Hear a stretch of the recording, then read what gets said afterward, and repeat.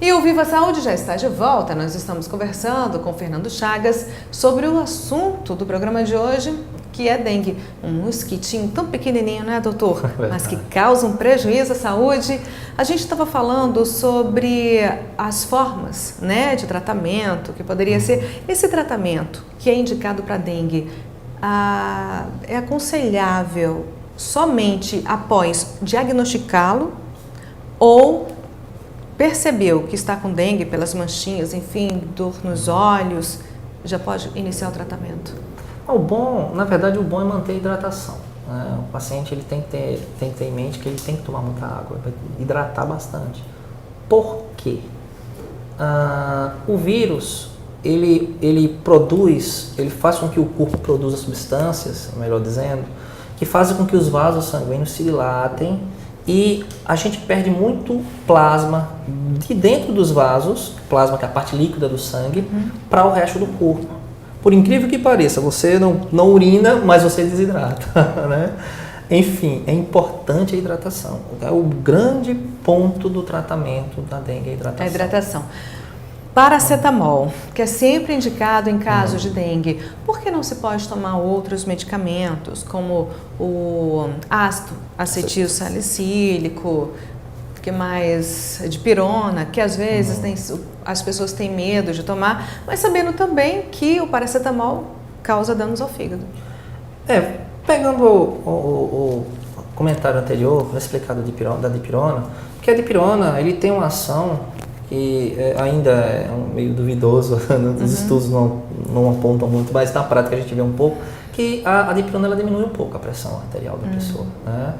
E lembra que eu falei agora há pouco a questão do vírus que faz com que o corpo produza substâncias que saem em plasma, lembra? Isso faz com que a pressão também caia. Por isso o medo da dipirona. Mas em casa, aquele tratamento, um paciente que não está na forma grave, que ele está sentindo os sintomas, mas não teve as coisas que a gente tem medo, a gente avisa sempre. Olha, se você tiver isso e isso, venha para a gente reavaliar, que é o quê? Dor abdominal, sangramento espontâneo. Se ele não tem nada disso, ele pode fazer uso de dipirona sim. Né? É o melhor medicamento que existe para febre, por exemplo. Né? E auxilia bastante para dor, né? Sem problemas. O paracetamol prejudica o fígado? Ele é um medicamento que a gente chama de hepatotóxico, né? Um palavrãozinho, hepato vem de fígado, né? Mas nas doses habituais, um comprimido a cada 8 horas, não tem problema, pode ser usado, né? Qual o medo do AS? A própria doença ataca as plaquetas, que é a parte do sangue responsável pela coagulação. Né? Portanto, a pessoa já tem facilidades, vamos botar assim, em sangrar. Né? Você vai botar um medicamento que é antiagregante plaquetário, é complicado. O que significa ser antiagregante plaquetário? Por isso que a gente prescreve AS para quem tem risco cardíaco. Né? Evitar que as plaquetas formem trombos e entupa os vasos do coração. Quer dizer, um medicamento que serve para fazer com que a pessoa não tenha formação de trombos. Se você tem risco de sangrar, essas mesmas plaquetas não vão coagular e evitar sangramento. Você vai sangrar de verdade. Por isso que não é bom, tem que se evitar o AS. E os outros anti-inflamatórios? É porque eles têm ação muito parecida com o AS. O AS é o pior deles. Você tem uma ideia como o AS é complicado, né? O AS passa 9 dias fazendo efeito no corpo. Nossa, né? Tudo isso. Portanto, para fazer uma cirurgia que você precisa suspender o AS, tem que ser 9 dias antes. É bem complicado isso aí. Você falou em evitar. E eu me lembrei que algumas ações estão sendo feitas aqui na nossa cidade para combater o mosquitinho da dengue. É o que a gente confere agora. Pois é, e nós viemos acompanhar uma das ações que está sendo feita para evitar uma possível epidemia de dengue aqui na nossa cidade. E aqui comigo, o gerente do Centro de Vigilância Ambiental e Zoonoses, Newton Guedes. Newton, o que está sendo feito para se evitar uma possível epidemia aqui na nossa cidade? A ação principal realizada aqui no município de João Pessoa são as visitas domiciliares, casa a casa, onde o agente realmente busca orientar as pessoas como evitar a formação do criadouro. Em alguns locais estamos utilizando ações mais voltadas para o controle de alados, através do carro fumacê, da aplicação de inseticida espacial.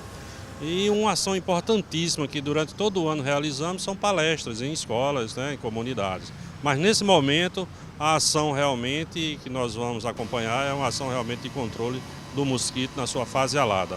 E quais as medidas que estão sendo feitas para que principalmente o criadouro ele não prolifere e o mosquito da dengue não se expanda no nosso estado? Olha, é a participação popular, é o conhecimento de como evitar a formação do criadouro. Olha, nesse momento, quando aqui no nosso município nós recebemos chuvas a cada 15 dias e o mosquito só precisa de uma semana, né, para passar por sua fase aquática e se tornar o mosquito realmente na fase adulta transmissor, é necessária a participação de todos. É evitar a formação do criadouro, evitar que nos quintais abandonem descartáveis, olhar agora nesse momento as calhas que estão acumulando água, olhar nos terrenos baldios realmente se tem ou não alguma presença de larvas em algum depósito, e nós colocamos à disposição da população um telefone para atender essas queixas, denúncias, das 8 da manhã às 5 da tarde, que é o número 3214-5718, o Disque Mosquito. E qualquer pessoa pode solicitar o serviço do Fumacê? Não, o serviço do Fumacê é um serviço técnico que, para se utilizar, necessita de critérios. O primeiro critério adotado para se colocar é se está havendo ou não, está havendo transmissão de dengue confirmada, através das notificações nos postos de saúde pelo profissional de saúde. O segundo é quando nós encontramos um grande criadouro com uma presença muito grande realmente do mosquito na fase alada. E qual a estatística da proliferação da dengue aqui no nosso estado? Nós estamos com um número reduzido, reduzimos esse número tem sido reduzido a cada ano, desde 2013. Hoje nós estamos com um percentual inferior ainda ao percentual, o número de casos do ano passado. Eu acho que são 147 casos, acho que até o 1º de março. Agora uma curiosidade, qual o tempo de duração dos ovos desse mosquito? É importantíssimo a população saber disso. Um ovo de mosquito Aedes aegypti, ele pode permanecer por 1 ano sem ter contato com a água e ainda está viável para a eclosão. A partir do momento que ter contato com a água, ele eclodir e aí surgir novamente um criador, um foco. Ele gosta mais, no caso, da sombra. A gente sabe disso, né? Pelo menos é que a gente entende, pelo que a gente pesquisa, é que o mosquito da dengue ele se prolifera com muito mais facilidade no lugar que tem a sombra. Sol é inimigo desse mosquito? Não, ele evita depósitos somente com água espelhada e água que recebe diretamente a incidência do sol. O que é necessário? Ter água parada, tá certo? Sombreada, facilita ainda mais, proporciona a ele um local melhor para se desenvolver e próximo das residências, próximo das pessoas, ou dentro de casa ou no entorno da casa. Agora, Nilton, a gente quer conhecer um pouco como é o trabalho desse pessoal que visita a casa das pessoas, que são os agentes da vigilância ambiental.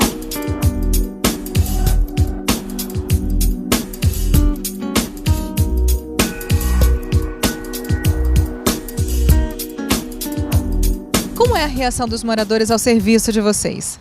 Alguns recebem muito bem, outros não. Dependendo da localidade, eles têm um pouco de medo de receber devido a grandes assaltos. Então, muitas vezes quando a gente bate, se identifica, tem pessoas que dizem, eu não posso receber, porque aí às vezes vai na casa da vizinha, a vizinha recebe, mas não, é porque aqui está tendo assalto. E aí a gente sempre acha que a pessoa que está batendo se identifica, mas não é a pessoa que vai mesmo entrar. Aí eles não recebem muito bem, sabe, devido a isso. Mas tem a área que é perfeita. As pessoas abrem as portas, mostram suas casas, mostram os quintais, mostram tudo. E como é que alguns moradores reagem quando você pede para que algum recipiente seja esvaziado? Eles não gostam, eles dizem que a água está cara, não querem jogar fora, aí a gente diz, não, a gente não quer jogar fora, a gente só quer apenas que vocês fechem para que o mosquito não faça ali morada. Mas aí a gente passa às vezes no outro dia e o reservatório está do mesmo jeito, cheio d'água, destampado, lá no quintal jogado. As pessoas não têm consciência ainda do que é a dengue e o que ela pode acontecer quando você fica doente. Aí fica difícil, as pessoas são muito cabeça duras ainda em relação à dengue. Quando você encontra um foco da dengue, qual é a primeira providência?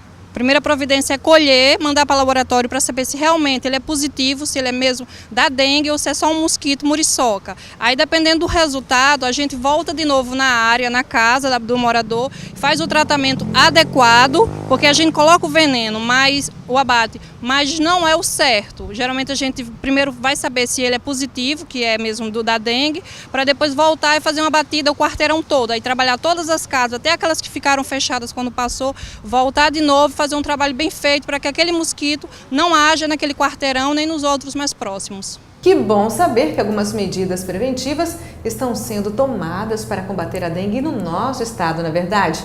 A gente vai para um pequeno intervalo, não saia daí, que a gente volta com muito mais informações sobre dengue. Já, já!